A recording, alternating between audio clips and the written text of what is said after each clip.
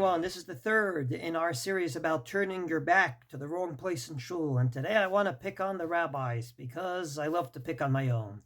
Can the rabbi stand in front of the congregation in the place that the lectern usually is with his back to the Aron-Kodesh? If indeed it's prohibited, then maybe the rabbi should go ahead, lead by example, and not do that. But in many shuls, that's exactly where the rabbi stands. And there's basically three answers given as to why it's okay. The first we already discussed. The Taz comes along and says, "V'nirad rabbanim she'omdim lifnei Aron-Kodesh einan bichlal isur zeh she'omdim achoreihen la'Aron HaKodesh." The fact that the rabbi stands there with his back to the Aron-Kodesh, it's not part of the prohibition. Why? Kivan she'Sefer Torah munachat ba'Aron HaKodesh hava kamo bereshut acheret. Exactly what we spoke about, and that is that the Torah is in a different domain. It's in an Aron-Kodesh. It's like in a different floor of the house, if you will, and therefore there's no problem to stand with your back to it.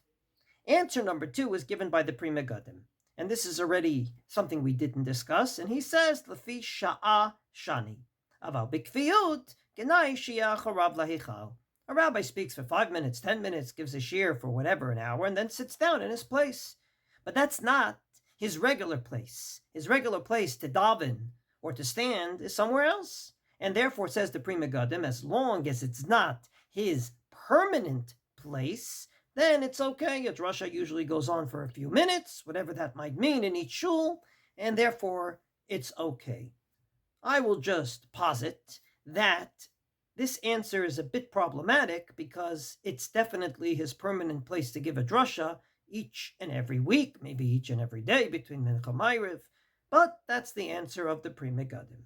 But the third answer, I believe, is the most fascinating. Rav Aruch HaShulchan says, and I quote, "En litzmo sheb'shat hadrasha omed hadoresh panav el ha'am b'achorav el Aron HaKodesh, tezeu atzmo kvod haTorah, shedoresh b'haTorah uve'mitzvoteha." What better honor to the Torah than someone standing there and talking about what's in the ARK behind him? Because the Torah is there, he says, at the end of the day, in order for us to learn it. Harei haTorah gzeira lahodiach l'kei Elokim ve'et Torotav. What better way to teach than to face the people, let them see that you're authentic, and teach the Torah. Ephraim Margaliot in his Sharei Ephraim says, She'en kavanato lidrosh l'chvod Hashem u'liyikar tiferet Torato HaKdosha. He's not up there to glorify himself. He's up there to glorify the Torah and to glorify God. And therefore, if l'chvod atzmo hu doresh, ein safek, namely,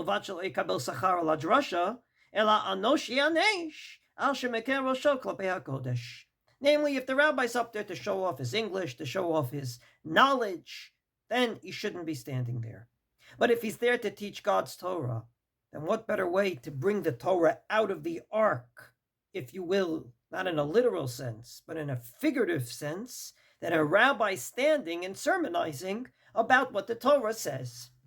And this is not just a beautiful idea of the Sharei Ephraim. We already saw this with regard to duchening. With regard to duchening, as you recall, the Sharei Ephraim said that it's okay for the Kohanim to stand with their back to the Aron. One of his reasons were, they're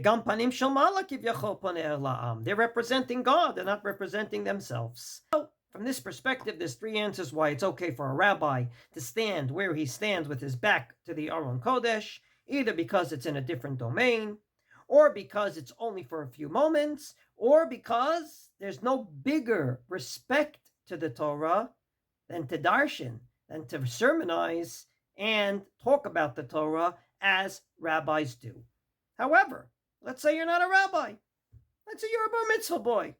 And in many shuls, it's customary for a bar mitzvah boy to get up and give a drasha. Now, with the greatest respect I have for bar mitzvah boys, I'm pretty sure they're more worried about how to say it than what they're saying.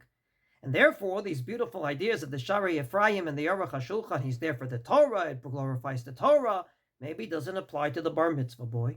Comes along the Chelkas Yaakov, namely Rav Yaakov Reischer. He was a rabbi in Zurich in the 20th century. And he says, bar mitzvah boy, with the greatest respect, is like the rabbi. And he explains why. Number one, the Gemara in Shabbos Daf Kuf Yutet says, Al tigu bimshichai, as we say in Suche de Zimra, don't touch my very holy anointed one, says the Gemara, El tinoko shel beit Rabam. Uveniviai al tareu, and in my prophets don't do anything bad. That's the Talmidei Chachamim.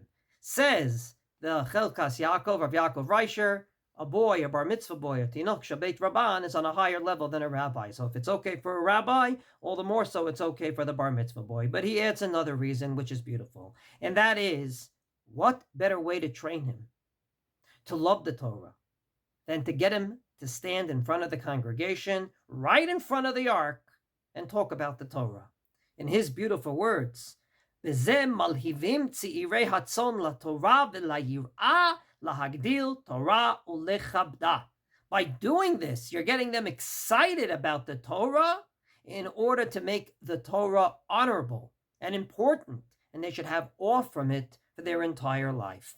וזה היום נחרץ בזיכרונו לחיי עולם, ויש בזה כבוד שמיים לגדלו לתורה, לחנכו ולחכמו, להגדיל תורה ולהדירה. In a word, he says, what better way to have this bar mitzvah boy be connected to the Torah than to have him stand right in front of the ark.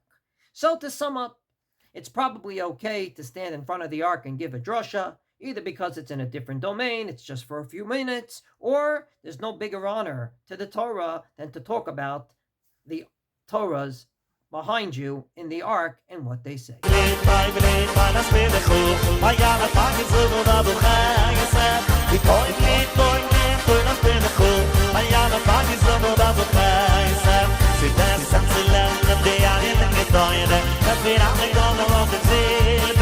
Zu